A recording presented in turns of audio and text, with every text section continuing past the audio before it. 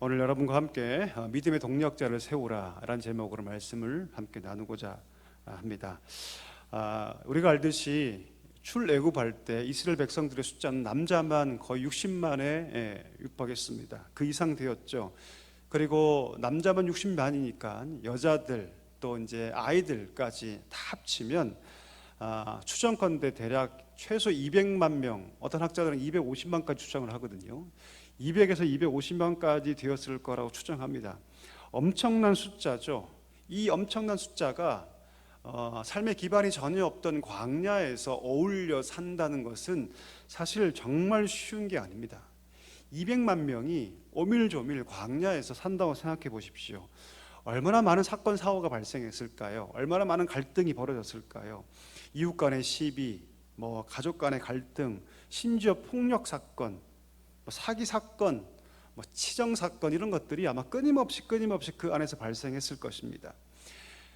이스라엘 백성들이 국가로서 자리매김하기 전이었기 때문에 그 나라의 근간이 되는 법도 없었고 그 어떤 원칙도 없던 그런 상황 가운데 누군가 이 모든 것들을 판단해 줘야 했습니다. 이 시시비비를 가려줘야 했던 것이죠. 그래서 그들이 누구에게 다 찾아오냐면 모세에게 다 찾아옵니다. 모세가 온종일 백성 가운데 발생했던 모든 시시비비들, 모든 분쟁들을 다 조정하고 결정하느라 하루 왼종일 그 시간을 투자하게 되죠. 하루 왼종일 재판장에 앉아서 재판을 하게 되었고, 많은 사람들이 모세 앞에 줄을 쫙 서고 있는, 하루 왼종일 그 사람들의 모든 일들을 듣고 양쪽을 다 재판해 줘야 하는, 때로는 조정해야 할 일들을 모세가 지금 감당하고 있는 것이죠. 모세만 피곤했을까요? 아니죠. 여러분, 우리가 관공서 가면 때로는 줄을 쫙 서는 경우가 있죠. 1시간, 2시간. 그렇죠? 얼마나 피곤합니까? 굉장히 피곤하죠. 그렇죠? 줄 서 있는 것 자체도 굉장히 피곤합니다. 그러니까 모세도 피곤하고 모세에게 재판받으러 온 상황에 있는 백성들도 피곤한 그런 상황이었죠. 그 모습을 누가 보게 됐냐면 모세의 장인이었던 이드로가 보게 됩니다. 그리고 그에게 충고의 말을 하게 되죠. 14절 볼까요? 14절 보니까 이드로가 이렇게 물어보죠. 모세의 장인 모세가 행하는 것을 보고 이르되 내가 이 백성에게 행하는 이 일이 어찌 됨이냐, 이렇게 묻습니다. 어찌하여 네가 홀로 앉아있고 백성은 아침부터 저녁까지 네 곁에 서 있느냐라고 상황을 묻습니다. 이게 지금 무슨 상황이냐 이렇게 묻죠. 그때 모세가 답을 합니다. 15절에 보니까 백성이 하나님께 묻기 위해서 내게로 지금 오고 있습니다라고 그가 대답을 하죠. 백성들이 지금 모세에게 오는 이유가 무엇입니까? 지금 둘 사이에 문제가 해결되지 못하고 있는 그런 상황이죠. 누군가에게 재판을 받아야 되고 누군가가 이 상황을 조정하고 결정해주고 판결해줘야 되는데, 그렇게 하나님께 묻기 위해서 하나님과 지금 유일하게 통하고 있는 자가 누굽니까? 모세였죠. 그래서 모세 한 사람밖에 없었기 때문에 모세에게 지금 오고 있다고 얘기하고 있는 것이죠. 모세가 지금 피곤한 상황이 아닙니까? 근데 그 피곤한 상황 가운데 이 일들이 지금 가중되고 있는 그런 상황입니다. 모든 상황을 그 장인 이드로가 다 듣죠. 그리고 그 모세에게 뭐라고 평가하냐면 17절에 보니까 네가 하는 그 일이 옳지 못하다, 이렇게 딱 잘라서 얘기를 합니다. 옳지 못하다. 여러분, 오늘 이 장인 이드로가 모세에게 하는 말은 틀렸단 말이 아니에요. 틀린 말이 아니라 옳지 못하다. 다시 말하면 당신이 지금 하는 그 일이 지혜롭지 않다라는 말이죠. 그리고 그 장인 이드로가 그 모세에게 조언을 합니다. 그리고 오늘 이 이드로의 조언이 모세가 광야에서 백성을 지도하는데 아주 중요한 지침이 되죠. 여러분, 모세의 나이가 지금 몇 살입니까? 80이 넘었습니다. 80이 넘은 고령자죠. 안 그래도 기력이 쇠한데 이대로 가다가는 모세가 가나안 땅에 들어가기 전에 이미 광야에서 그의 모든 기력이 다 소진될 것을 이드로가 잘 알았던 것이죠. 이드로는 굉장히 지혜로운 사람입니다. 훨씬 더 나이가 많았고 훨씬 더 경험이 있었기 때문에 이드로는 이 상황을 아주 간파하죠. 그리고 이 백성과 모세가 계속해서 이 길을 힘 빠지지 않고 가기 위해서 오늘 조언을 하고 있는 것이죠. 여러분, 오늘 이드로가 조언한 내용이 크게 두 가지입니다. 오늘 이 부분을 함께 나눴으면 좋겠는데요. 첫 번째, 이드로가 모세에게 권면한 첫 번째 내용이 무엇이냐면 하나님 백성에게 하나님의 법을 교육시키는 겁니다. 하나님 백성에게 하나님의 법을 교육시켜라. 우리 20절 한번 볼까요? 20절 우리 같이 한번 읽어보겠습니다. 20절 같이 읽겠습니다. 그들에게 율례와 법도를 가르쳐 마땅히 갈 길과 할 길을 그들에게 보이고. 오늘 이드로가 모세에게 뭐라고 권면하면 이 백성에게 무엇을 가르치라? 무엇을 가르치라? 율례와 법도를 가르칠 것을 권면합니다. 백성들이 율례와 법도를 모르기 때문에 둘 사이에 분쟁이 발생하고, 백성들이 하나님 말씀에 대해서 무지하기 때문에 분쟁이 더욱더 확대되고, 그것이 사회적인 영향까지도 확대되고 있으니, 먼저 근본적으로 백성들이 문제가 생길 때마다 쪼르르 와서 하나님께 묻고 모세에게 묻게 하지 말고, 먼저 기본적으로 백성들에게 율법을 가르치라, 율례를 가르치라 라고 말하고 있는 것입니다. 자, 백성들에게 하나님의 법, 율례와 법도를 가르치면 어떻게 될까요, 여러분? 어떻게 될까요? 그들 스스로 이것이 하나님의 법이구나, 그들 스스로 이것이 하나님의 율례구나라는 것을 깨닫게 되죠. 그리고 그들 스스로 하나님 말씀을 따라 걸어갈 수 있게 되는 것이죠. 하나님 말씀을 알게 되면 그들의 삶을 자신들이 먼저 그 말씀에 비추게 되고, 그만큼 관계 영역 속에서 시비거리가 줄게 될 수밖에 없다는 것이죠. 여러분, 이 원리는 한 나라 안에서도 그대로 적용됩니다. 나라가 바로 서기 위해서 무엇이 필요할까요? 저는 교육이 정말 필요하다고 생각합니다. 왜 교육이 중요합니까? 자, 예를 들면 한 나라가 보건 정책을 세울 때 병원을 많이 세우는 거 굉장히 중요하죠. 그래서 사람들이 의료 혜택 받는 게 참 중요하죠. 하지만 더 중요한 것은 무엇입니까? 그 국민들을 교육시켜서 그들이 평소에 자기 건강을 잘 관리하게끔 하는 것, 무엇이 내 건강에 유익하고 무엇이 내 건강에 해로운 것인가를 스스로 판단하게 해서 병원 가기 전에 스스로 그 건강을 관리하게 해준다면, 병원을 많이 세우는 게 중요하지만, 그래서 이 의료 인프라를 구축하는 게 굉장히 중요하지만, 스스로 먼저 건강을 챙길 수 있고 스스로 먼저 그 건강에 대해서 스스로를 관리할 수 있게 된다면 많은 부분들에 있어 이 부분들이 해소하게 되는 거죠. 여러분, 코로나 사태 우리가 경험했지 않습니까? 많은 사람들이 마스크를 쓰고 손을 깨끗하게 씻고 자기의 위생을 관리했더니 어떤 일이 발생했죠? 의외로 병원을 가지 않게 되는 그런 일들이 있었지 않습니까? 국민들을 교육하고 그들이 전염되는 것을 막기 위해서 스스로를 관리하는 게 교육하는 것이, 전염병에 걸린 사람들을 치료하는 기관들을 세우고 많은 병원들을 세우는 것만큼 훨씬 더 중요한 것이 기본적인 원칙이 될 수밖에 없는 것이죠. 따라서 여러분, 이 나라가 잘 돌아가려면 반드시 교육이 굉장히 중요합니다. 교회도 마찬가지죠, 여러분. 교회가 제대로 성장하기 위해서, 교회가 견고하게 세워지기 위해서 무엇이 필요하냐면 교육이 굉장히 중요합니다. 교육을 받지 못하면, 말씀을 알지 못하면, 말씀을 깊이 알지 못하면 개인의 성장이 더딜 뿐더러 더 나아가서 관계 영역에서 수많은 갈등들이 발생합니다. 이것이 하나님의 뜻인지 알지 못하기 때문이죠.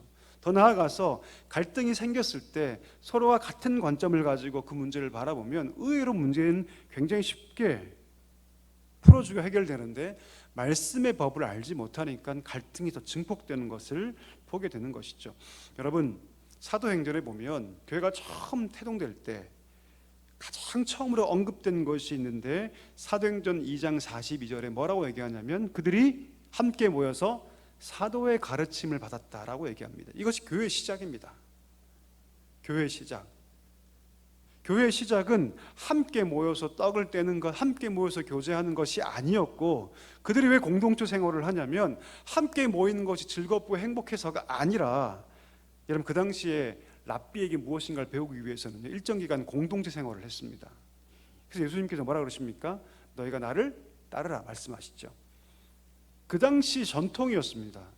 랍비에게 내가 무엇인가를 가르침을 받으려면 반드시 그의 삶을 보아야 했기 때문에 일정 기간 동안에 일정 기간 동안에 그 랍비와 함께 공동체 생활을 했습니다. 함께 살았죠. 초대교회가 왜 함께 살았습니까? 그들이 사도의 가르침을 받기 위해서 공동체 생활을 합니다. 교회 시작은 사실 말씀을 배우는 것으로부터 사실은 시작했다라는 것이죠. 사도의 가르침을 받기 위해서 그들이 함께 모여 살았습니다. 그리고 그렇게 그 말씀을 함께 배웠을 때 그 가르침을 받아서 서로 교제하고, 가르침을 받아서 서로 떼걸 떼고, 서로 가르침을 받아서 서로 기도하기를 힘썼다라고 성경은 기록하고 있다는 것입니다. 초대교회는 여러분, 관계 중심의 공동체라기보다는 사실 말씀 중심의 공동체입니다. 말씀을 따라 살기 위해서, 말씀을 따라 내가 나아가기 위해서, 그 말씀을 배우기 위해서 그들이 함께 살았던 것을 우리가 기억해야 합니다. 왜 초대교회에 그렇게 강력한 능력이, 복음의 역사가 충만하게 임합니까? 그들 한 명 한 명이 말씀으로 충만했기 때문입니다. 말씀을 배우면 여러분, 성도 한 명 한 명이 누구를 닮아갑니까? 그리스도를 닮아갑니다. 그 안에 말씀이 충만하게 거하기 시작하기 때문이죠. 개개인의 성장은 그냥 그 개개인의 성장에 머무르는 것이 아니라 그 한 명 한 명이 성숙한 사람이 되기 때문에 성도 간의 갈등도 확연히 줄어들고, 설령 갈등이 발생한다 할지라도 그들이 말씀이라는 한 비전과 한 마음을 품고 있기 때문에 갈등도 쉽게 해결되게 되는 것이죠. 더 나아가서 한 말씀을 공유하기 때문에 그들이 한 생각을 가지게 되고 함께 비전을 공유하게 되는 일들이 교회 안에 발생하게 되는 것이죠. 때문에 여러분, 교회는요, 말씀을 배우고자 노력해야 합니다. 말씀을 가르치고자 노력해야 합니다. 내 스스로가 말씀을 배우고 말씀을 듣고 말씀을 아는 일에 힘써야 합니다. 어느 순간 그것이 마르기 시작하고 그쳐지기 시작하면 결국 내 생각, 내 혈기, 내 방법들이 결국 고개를 들기 때문이죠. 오늘 이드로는 이 부분들을 아주 간파하고 있습니다. 핵심을 찌르고 있죠. 그래서 온 백성이 재판받으러 오는 것도 중요하지만 더 중요한 것은 무엇이냐면 이 백성이 먼저 주의 말씀을 배우는 것이 굉장히 중요하다. 그래서 그 백성들이 스스로 그 말씀을 깨닫고 무엇이 옳은지, 무엇이 틀린 것인지, 분쟁 상황 가운데 어떻게 우리가 함께 나아간 그 방향이 말씀 안에서 무엇이 옳은 것인가를 판단하게 하라라고 말했던 것이죠. 사랑하는 성도 여러분, 날마다 주의 말씀 앞에 스스로를 교육할 수 있게 되기를 간절히 소망합니다. 말씀을 잘 배워야 합니다. 말씀을 잘 들어야 하죠. 그럴 때 비로소 내가 성장하고, 내가 성장하면 그 영적인 유익이 우리 관계 영역에서, 우리 가정에서, 우리가 만나는 사람들의 그 관계 영역에서 아름다운 열매로 나타나게 된다는 것을 꼭 기억할 수 있게 되기를 축복합니다. 자, 첫 번째, 백성들에게 말씀을 가르치라. 이것이 첫 번째 조언이었다면, 두 번째 조언이 있는데 그것은 무엇이냐면, 당신 혼자 그 일을 하지 말고 누구를 세우라? 동역자를 세우라. 동역자를 세우라. 우리 21절과 22절 같이 한번 또 읽어볼까요? 21절과 22절 우리 같이 한번 읽어보겠습니다. 너는 또 온 백성 가운데서 능력 있는 사람들 곧 하나님을 두려워하며 진실하며 불의한 이익을 미워하는 자를 살피어서 백성 위에 세워서 천부장과 백부장과 50부장과 10부장을 삼아 그들이 때를 따라 백성을 재판하게 하라. 큰 일은 모두 내게 가져갈 것이요 작은 일은 모두 그들이 스스로 재판할 것이니 그리하면 그들이 너와 함께 담당할 것인즉 일이 내게 쉬우리라. 아멘. 뭐라고 얘기합니까? 너 혼자 이 모든 일들을 감당하지 말라는 조언을 하고 있죠. 그래서 누구를 세우라? 동역자를 세우라. 동역자를 세우는데 각각의 능력을 따라서 어떤 사람은 능력이 많고 유능한 사람이 있겠죠. 그러면 그를 누굴 세우라? 천부장으로 세우라. 1000명을 감당할 수 있는 천부장으로 세우라. 그보다 능력이 조금 덜한 사람이 있다면 백부장으로 세우라. 조금 더 능력이 덜한 사람이 있으면 50부장과 10부장으로 세워서 네가 그 일들을, 일의 경중에 따라서 그 일들을 스스로 감당할 수 있게끔 동역자를 세우라. 큰 일들, 정말 중요한 일들은 네 자신이 스스로 감당하되 그렇지 않은 비교적 가벼운 일들, 비교적 중요하지 않은 일들은 천부장, 백부장, 50부장 그들의 능력에 따라서 그렇게 그 일을 맡겨서 그들이 처리하게 하라고 얘기하는 것이죠. 이것이 옳은 것이다, 이것이 합당한 것이라고 얘기합니다. 자, 그러면서 누굴 세울 것을 권면합니까? 21절 보니까 가장 첫 번째로 누구를 두려워하며? 하나님을 두려워하며. 하나님을 두려워하며. 가장 중요한 것, 그가 가지고 있는 어떤 능력, 힘 혹은 경험을 떠나서 가장 중요한 것이 무엇이다? 그가 지금 누구를 경외하고 있는가? 여호와 하나님을 경외하고 있는가? 경외한다는 것은 무엇입니까? 긍정적 감정이죠. 여호와 하나님을 두려워하는 것입니다. 두려워하니까 그 말씀을 따라 살아가는 것이죠.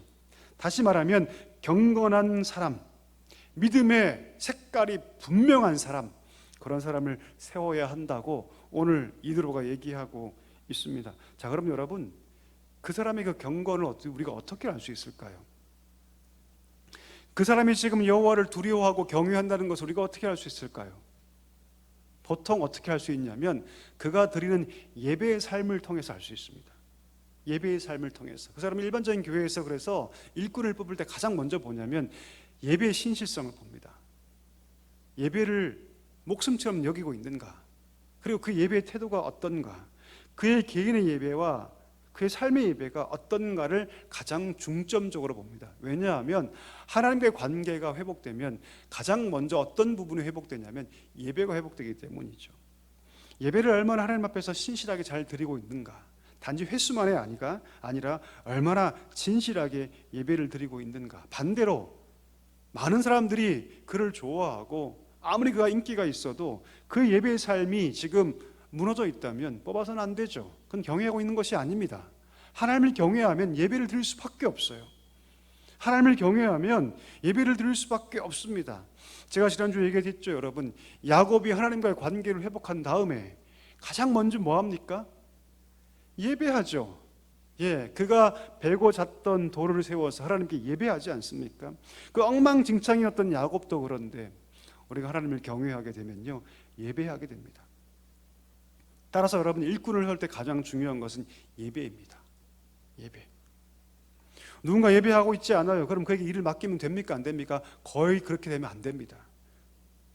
신실하게 그가 지금 예배를 하고 있는가가 그가 정말 신실한 일꾼인가를 판단할 수 있는 가장 중요한 기초가 되기 때문이죠. 두 번째는 무엇이냐면 경건 생활입니다. 그가 평소의 삶을 어떻게 살아가는가, 하나님과의 관계성이 어떤가를 잘 봐야 한다는 것이죠. 이런 일들을 통해서 하나님을 두려워하는가를 우리가 판단할 수 있습니다. 그 외에도 많은 조건들이 있지만 예배와 경건 생활 가장 중요한 부분이죠. 자, 하나님과의 관계성이 온전히 설정된 자, 첫 번째. 근데 거기서 그치지 않고 두 번째 뭐라고 얘기합니까? 진실하고 이익을 미워하는 자, 불의한 이익을 미워하는 자. 무슨 말입니까? 진실하다는 것은 물론 하나님에 대해서 진실한 것도 있지만 여기서는 관계 영역 속에서 내가 누군가에게 지금 진실한가, 관계 영역 속에서 그가 신망이 있는 사람인가, 이것을 판단해야 한다. 더 나아가서 불의한 이익을 미워한다는 것은 무슨 뜻입니까? 경제적인 면에서 그가 깨끗한가, 거짓말하지 않는가. 여러분, 이 불의한 이익을 탐하고 그것을 얻기 위해서 반드시 필요한 과정이 있는데 그것은 무엇이냐면 부정직이라는 과정입니다. 거짓말을 해야 돼요, 여러분. 거짓말하지 않으면 이 불의한 이익을 탐할 수가 없거든요. 얻을 수가 없거든요. 불의한 이익을 얻기 위해서는 반드시 거짓말이라는 과정이 반드시 필요합니다. 그러니까 지금 불의한 이익을 미워한다는 것은 무엇이냐면 그가 정직하다는 뜻이에요. 관계 영역에서. 하나님의 일꾼들은 반드시 하나님을 앞에서 믿음도 좋아야 하지만 관계 영역에서 사람들이 그를 믿을 수 있어야 하고 그가 거짓말이 없어야 한다는 것을 얘기하고 있는 것이죠. 여러분, 사도행전 6장에 보면 7 집사를 세우죠. 그때 어떤 기준을 세웁니까? 사도행전 6장 3절에 보니까 이렇게 얘기하죠. 형제들아, 너희 가운데 성령과 지혜가 충만하여, 그 다음이 중요한데요, 칭찬받는 사람을 택하라. 칭찬받는 사람. 이 칭찬은 사람들에게 인정받고 있는 사람들을 택하라고 얘기합니다. 여러분, 초대교회의 집사를 선출할 때 두 개 보죠. 하나님과의 관계가 얼마나 신실하느냐, 다시 말하면 성령과 지혜가 지금 충만해 있느냐, 보면서 동시에 뭘 봅니까? 사람들에게 지금 칭찬받고 있느냐? 이 두 가지 모두가 다 만족되어야 한다. 하나님과의 관계가 다 어그러지고 예배의 삶이 다 무너져 있는데 인기만 좋으면 됩니까? 안 됩니까? 안 된다는 거죠. 안 된다는 것입니다. 그냥 사람만 좋고 인기만 좋은데 예배에 다 무너져 있어요. 경생활 다 무너져 있어요. 아무리 봐도 그는 하나님 앞에서 경건하지 않는 것 같습니다. 그럼 뽑으면 됩니까? 안 됩니까? 절대로 안 됩니다. 왜냐하면 그 한 명 때문에 교회가 어려워지기 때문이죠. 이 두 가지 면을 잘 봐야 한다고 오늘 우리에게 조언하고 있다는 것입니다. 자, 이 조언대로 그렇게 모세가 행합니다. 효과가 있었을까요? 없었을까요? 있었죠. 예, 무엇보다도 모세가 본업에 충실할 수 있게 됩니다. 21절 보니까 이드로가 뭐라고 얘기합니까? 그렇게 그들이 너와 함께 그 일들을 담당하게 되면 내가 쉽게 될 것이다. 네가 편하게 될 것이다. 너가 정말 해야 할 그 일들을 지금 이 재판 일 때문에 하지 못하고 있는데, 그러면 근본적으로 네가 이 백성을 이끌어야 하는 그 근본적인 일들을 잘 감당할 수 있게 될 것이다 라고 얘기합니다. 사도행 6장에 보면 7집사를 뽑을 때도 똑같은 원리였죠. 7집사를 세워서 사도들이 뭐라고 얘기합니까? 우리가 말씀과 기도에 뭐 할 것이다? 전념할 거라고 얘기합니다. 전념할 것이다. 구제와 봉사하는 일들은 그들에게 맡기고 내가 말씀을 전하는 일들, 내가 기도하는 일들에 내가 전념하게 될 거라고 얘기하고 있는 것이죠. 함께 동역하는 그 일들을 통해서 교회가 아름답게 세워지게 되는 것, 이것이 여러분 교회의 원리고 이것이 동력의 원리입니다. 그래서 여러분 교회에서 사람을 뽑을 때는요 정말 신중해야 합니다. 오랫동안 기도해야 하고요, 정말 그가 훗날에 교회에 정말 좋은 일꾼이 될 것인가를 믿음으로 볼 수 있어야 한다는 것이죠. 그냥 인기 투표가 되면 결국 나중에 고스란히 그 악 영향을 교회가 보게 됩니다. 저는 많은 교회를 경험했는데요, 정말 이렇게 그 한두 사람의 잘못된 그 선출 때문에 교회가 무너지고 어그러지고 혼란스러운 일들을 너무나 많이 보았습니다. 너무나 많이 보았습니다. 그래서 여러분 사람을 잘 뽑아야 되는 것이죠. 사람을 잘 세워지면 교회가 아름답게 세워지게 되는 것이죠. 그래서 저는 어떤 교회는요 아예 그런 사람이 보이지 않으면 뽑지를 않습니다. 저는 그게 맞다고 생각이 들어요. 왜냐하면 그냥 사람 수를 채우기 위해서 사람을 뽑으면 그것은 결국 그 일 때문에 나중에 교회가 더욱더 힘들어지게 되는 것이죠. 결국 이스라엘은 더욱더 든든하게 세워지게 됩니다. 어떤 조직도 없었는데 조직이 생겨지게 되는 것이죠. 1000부장, 100부장, 50부장, 10부장 같은 조직이 생겨서 신실한 자들이 군데군데 세워지고 그들이 맡겨진 그 위임을 따라서 맡겨진 일들을 감당할 때 더욱더 그 공동체가 견고하게 세워진 일들을 우리 보게 되었던 것이죠. 여러분 하나님께 세우신 교회 안에는 반드시 조직이라는 것이 필요합니다. 그런데 그 조직을 맡길 사람들을 잘 우리가 세워야 한다는 것이죠. 교회가 발전하기 위해서 건강한 조직이 필요한데 그냥 조직만 필요한 것이 아니라 조직은 결국 사람입니다. 사람. 예, 좋은 사람이 그 안에 세워지기 시작할 때 그때 비로소 아름다운 동력이 이루어지게 되는 것이죠. 만약 조직이 있는데, 다시 말하면 사람이 거기 있는데 전혀 거기에 헌신이 보이지 않고 뭔가 이렇게 이루어지지 않는다는 것은 결국 그 조직을 나중에 갱신해야 되는, 다시 한 번 더 이렇게 새롭게 해야 되는 일들을 해야 됩니다. 근데 이게 되게 힘든 부분이에요. 정말 어렵습니다. 특히 한국 사회에서 마치 이 조직, 이 자기의 자리를 마치 어떤 자기 자신으로 대입시키는 사람 많이 있기 때문에 교회가 한 번 사람을 잘못 세워놓으면 그 사람을 바꾼다는 것은 정말 힘들죠. 여러분 오늘 우리가 좋은 모습 보고 있지만 광야를 볼 때, 광야의 삶을 쭉 볼 때 수많은 리더들이 모세에게 반기를 듭니다. 우리가 알듯이 민수기 16장에 보면 고라, 다단, 아비람이 250명의 리더들과 함께 모세에게 반기를 듭니다. 결국 여러분 광야에서 생겼던 많은 문제들은, 많은 불신앙들은 누가 주도하냐면 리더들이 주도를 해요. 잘못 세워진 일꾼들이, 변질된 일꾼들이 결국은 이 반역을 주도합니다. 가데스 바네아에서 그들이 민족의 대표로 12명을 뽑히지 않습니까? 그 중에 10명이 불신앙의 말을 퍼부으면서 결국 40년간 그 민족이 방황하지 않습니까? 무슨 말입니까? 오늘 천부장, 백부장, 50부장, 10부장 같은 신실한 사람들 뿐 아니라 광야의 그 스토리 안에는 잘못된 리더를 통해서 교회가 혹은 공동체가 어그러지고 무너지는 것들도 함께 우리에게 보여주고 있다는 것이죠. 나는 지금 어떤 곳에 속해 있는가를 우리가 봐야 합니다.